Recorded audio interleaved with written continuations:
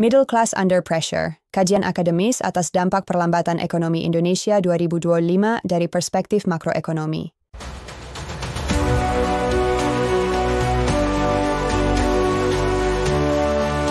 Assalamualaikum warahmatullahi wabarakatuh. Selamat datang kembali di kanal ini audiens sekalian. Senang sekali saya bisa kembali menyapa Anda dalam sesi ulasan strategis dan reflektif kali ini. Hari ini kita akan membedah satu isu penting yang tidak hanya memengaruhi angka statistik, tetapi juga denyut kehidupan jutaan masyarakat Indonesia, yaitu perlambatan ekonomi nasional tahun 2025 dan dampaknya terhadap kelas menengah, atau dalam istilah ekonomi dikenal sebagai the vulnerable middle class. Mari kita eksplorasi lebih dalam secara akademis dan analitis. Economic Outlook 2025 di bawah ekspektasi. Pendengar sekalian, mari kita mulai dengan memetakan situasi makroekonomi.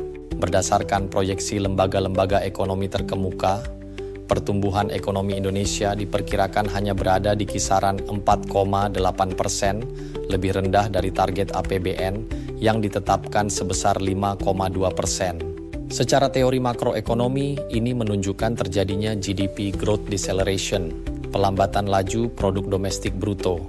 Faktor-faktor penyebabnya antara lain: penurunan konsumsi rumah tangga, private consumption contraction, melemahnya ekspor akibat lesunya permintaan dari Tiongkok, ekspor demand shock, dan ketidakpastian global akibat volatilitas geopolitik serta krisis energi.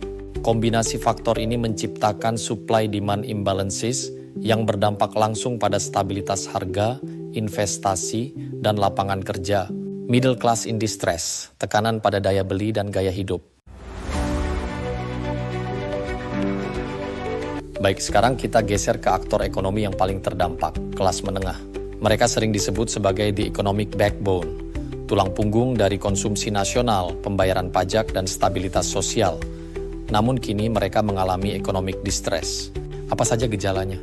Pertama, terjadi penurunan real income, yaitu pendapatan real yang tergerus inflasi, terutama pada kebutuhan pokok. Kedua, tingkat utang konsumtif meningkat tajam. Fenomena ini disebut sebagai debt-fueled lifestyle, gaya hidup yang ditopang utang, termasuk melalui pay later schemes dan consumer credit facilities. Ketiga, banyak rumah tangga kelas menengah mengalami apa yang disebut oleh para ekonom sebagai aspirational stagnation, yaitu ketidakmampuan mempertahankan aspirasi sosial karena tekanan finansial. Household Vulnerability Index ketika risiko meningkat. Mari kita telah secara konseptual. Kelas menengah Indonesia kini menghadapi vulnerability trap, yaitu situasi di mana ketahanan ekonomi rumah tangga menjadi sangat rentan terhadap guncangan. Indikatornya meliputi ketiadaan dana darurat, beban cicilan yang melebihi 35% dari penghasilan, ketiadaan aset produktif, non-asset based survival. Secara teori ekonomi keluarga, ini masuk dalam kategori household fragility, yakni lemahnya kemampuan keluarga untuk mengantisipasi risiko finansial jangka pendek dan jangka panjang. Kondisi ini diperparah dengan lemahnya financial literacy, serta rendahnya penetrasi investasi jangka panjang di kalangan kelas menengah. Socioeconomic polarization, risiko ketimpangan baru. Pendengar sekalian, mari kita renungkan, ketika kelas menengah melemah, maka socioeconomic polarization akan semakin nyata. Apa maksudnya? Di satu sisi, kelompok atas menikmati capital gain dari investasi dan aset. Di sisi lain, kelompok bawah masih menerima bantuan sosial atau subsidi. Namun, kelompok kelas menengah terjebak dalam posisi no safety net. Terlalu kaya untuk dibantu, terlalu miskin untuk survive. Fenomena ini disebut oleh para sosiolog sebagai the squeezed middle, yaitu kelompok sosial yang paling tidak terdengar namun paling rentan mengalami social frustration dan political disengagement. Ketika polarisasi ini semakin melebar, stabilitas jangka panjang akan terancam. Risiko munculnya populisme, distrust terhadap lembaga negara, bahkan economic discontent menjadi keniscayaan. Strategic response, apa yang bisa dilakukan? Baik, sekarang mari kita masuk pada bagian yang konstruktif. Apa saja policy recommendation atau rekomendasi kebijakan yang bisa dilakukan untuk memperkuat posisi kelas menengah? Pertama, pemerintah perlu mengalihkan fokus dari subsidi konsumtif ke insentif produktif. Misalnya melalui fiscal transfers untuk pelatihan digital, bantuan modal UMKM, dan pembebasan pajak bagi usaha berbasis rumah tangga.